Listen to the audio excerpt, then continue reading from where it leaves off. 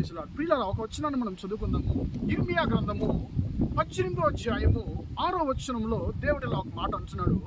జికట మన్ను కుమ్మరి చేతిలో ఉన్నట్లుగా ఇశ్రాయేలులారా మీరు నా చేతిలో ఉన్నారు అనేటువంటి మాటను దేవుడు ఇక్కడ మాట్లాడుతున్నాడు. అంటే ఎలాంటి మాటలతో నీతో తెలియజేస్తున్నాడంటే, నా కుమారుడా కుమార్తె, నువ్వు నా చేతిలో ఉన్నావు. కుమ్మరి చేతిలో ఆ యొక్క జికట మన్ను ఎలా ఉంటుందో ఆ ప్రకారము నిన్ను నేను నా చేతిలో ఉంచుకొని ఉన్నాను అని దేవుడు ఆయన సెలవిచ్చుచున్నాడు. పిల్లరా, మనం దేవుని దృష్టికి మనము జికట మన్ను లాంటి వారంగా మనం ఉంటున్నాము. పిల్లరా, అలాంటి జికట మన్ను అయినటువంటి నిన్ను నన్ను చూసి దేవుడు అంటున్నాడు, నువ్వు నా చేతిలో ఉన్నావు కుమారుడా, కుమార్తె, నువ్వు నా చేతిలో ఉన్నావు అని చెప్పి ఆయన అంటున్నాడు. ఆ యొక్క 18:6 ఇర్మియాలో ఇంకొక మాట కూడా ఉంది. ఈ యొక్క కుమ్మరి మన్నుకు చేసిన ప్రకారము చేసినట్లుగా నేను మీకు చెయ్యలేనా అనేటువంటి మాటను దేవుడు అక్కడ అంటున్నాడండి. దానికి అర్థం ఏంటి? నువ్వు నా చేతిలో ఉన్నావు, ఆ మన్ను కుమ్మరి చేతిలో ఉన్న ప్రకారము నువ్వు నా చేతిలో ఉన్నావు అంటున్నాడు. అక్కడ ఏం జరుగుతుంది? ఇర్మియాను దేవుడు అంటున్నాడు, నువ్వు కుమ్మరింటికి వెళ్ళయ్యా, అక్కడ నేను నా మాట నీకు తెలియజేస్తాను అంటున్నాడు. అప్పుడు ఇర్మియా కుమ్మరింటికి వెళ్ళినప్పుడు అతడు సారి మీద ఒక పాత్రను ఆయన చేస్తున్నాడు. ఆ పాత్ర మన్ను ఏమైందంటే అతని చేతి నుండి విడిపోయినప్పుడు ఆ పాత్ర చెడిపోయింది. ఆ యొక్క కుమ్మరి ఆ మట్టి గురించి ఆలోచించినటువంటి ఆలోచన అంతా కూడా పాడైపోయిందండి. కానీ ఆ కుమ్మరి ఆ జికట మన్నును తీసి ఆ సారి మీద నుంచి పడేయలేదండి. ఆయన ఏం చేశాడంటే ఆ మట్టి తన చేతి నుండి విడిపోయినా కూడా మళ్ళీ ఆ మట్టిని తన చేతితో పట్టుకున్నాడు. తనకు ఇష్టమైనటువంటి వేరే చక్కని పాత్రగా ఆయన దాన్ని చేసినట్లుగా మనం చూస్తున్నాము. ఆ యొక్క సంఘటన చూపించి దేవుడు అంటున్నాడు, ఇలాగ నేను చేయలేనా? ఆ కుమ్మరి మట్టికి చేసిన ప్రకారము నేను నీకు చేయలేనా అంటున్నాడు. దానికి అర్థం ఏంటి? నీ జీవితము పాడైంది. నీ జీవితం ఎవరికి ఉపయోగపడని విధానంలో, నీ జీవితం నా జీవితము దేనికి ఉపయోగపడని విధానంలో ఉంది. నువ్వు దేవుని యొక్క చిత్తం నుంచి నువ్వు దూరం అయిపోయావు. దేవుని చేతి నుంచి నువ్వు విడిపోయావు. నీ యొక్క పాప క్రియలు దేవుని చేతి నుంచి నిన్ను దూరం చేశాయి. ఇప్పుడు నువ్వు అనుకుంటున్నావు, నాకు ఇష్టానుసారంగా నేను జీవించి నాకు జీవితం నేనే చెడుకున్నాను అని చెప్పి నువ్వు బాధపడుతున్నావా? దేవుడు అంటున్నాడు, ఆ యొక్క మన్ను ఎలాగైతే కుమ్మరి చేతిలో ఉందో ఆ ప్రకారం నువ్వు నా చేతిలో ఉన్నావు.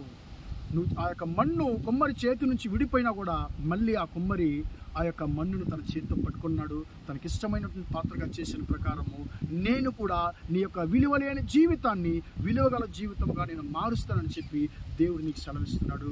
పిల్లరా, నేను ఒకసారి ఒక బుక్లో ఒక ఇమాజిన్ స్టోరీని ఒక ఊహించి రాయబడినటువంటి కథను నేను చదివానండి.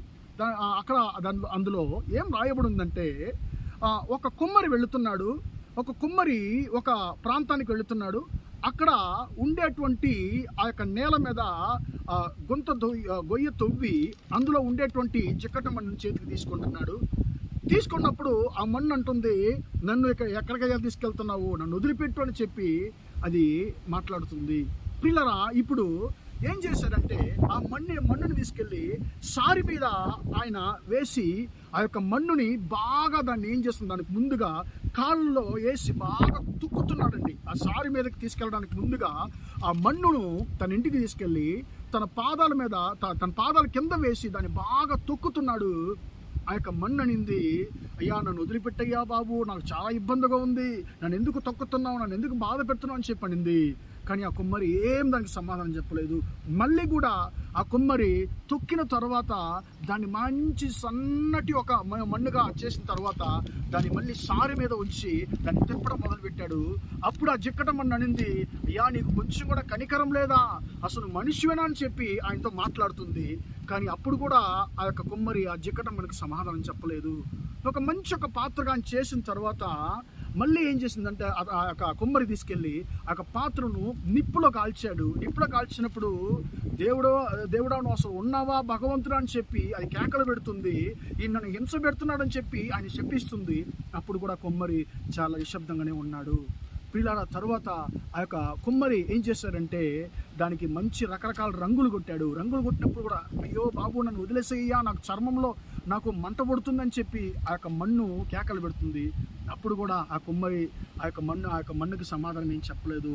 తదుపరి ఆ యొక్క అద్దం ముఖం చూసేటువంటి ఆ యొక్క మిర్రర్ తీసుకొచ్చి ఆ యొక్క మట్టికి చూపించినప్పుడు ఆ యొక్క మన్ను ఆశ్చర్యపోయింది, అది చాలా సంతోషపడింది. అప్పుడు ఆ కుమ్మరి అన్నాడు, జికట మన్ను, నువ్వు నేల మీద ఉంటే నువ్వు ఎవరికి ఉపయోగపడవు. నిన్ను ఎక్కువగా ప్రేమించాను.